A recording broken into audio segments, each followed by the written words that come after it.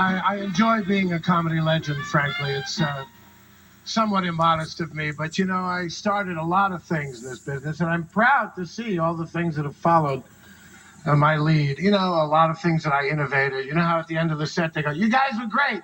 I wrote that. That was mine originally. I forgot where. I bitter end possibly in New York. You know, where you from? Cleveland? That was mine. That was in the Smiling Dog in Cleveland.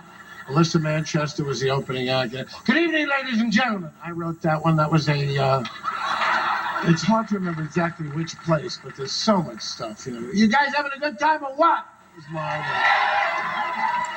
Boy, I'll tell you the difference between dating in L.A. and New York. That was mine. I did that. The Troubadour, 1967, I think. Well, you ever been on the freeway behind some guy? That was mine.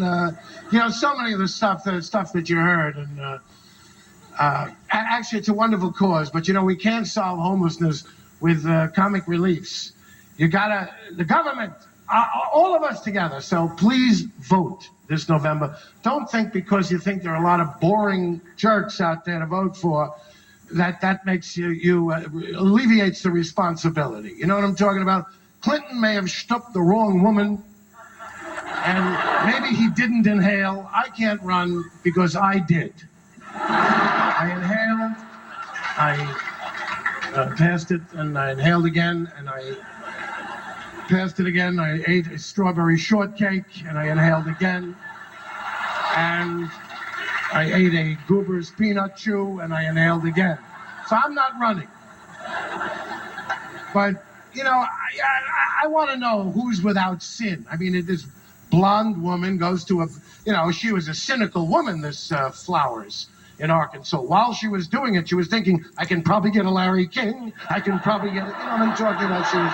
That's a stooping motion, and she was thinking that. Because we make icons out of tarts, like Jessica Hahn, who stooped, what's his name, Jim Baker, then blackmailed him, and then was on the Larry King show 24 times to brag about it.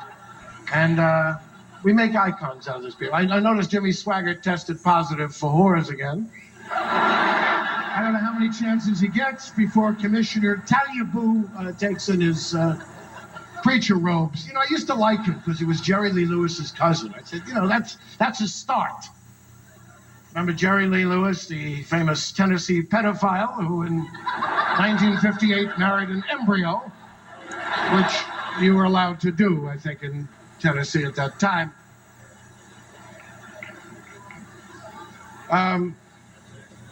Bush, my feeling is Bush has to go. He hasn't done much about this problem or others, and he's had his 4 years.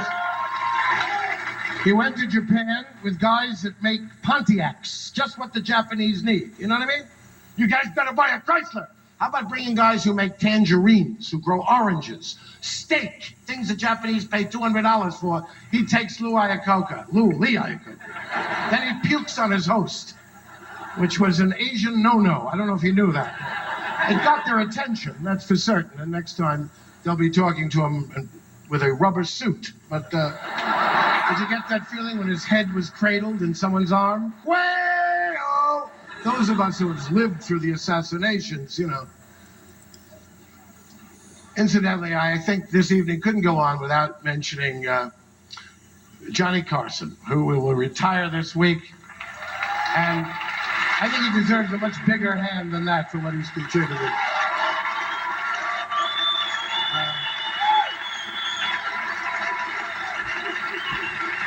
I've moved over one chair on that show for 24 years. Hello, Johnny. Boom, move over one chair. You know.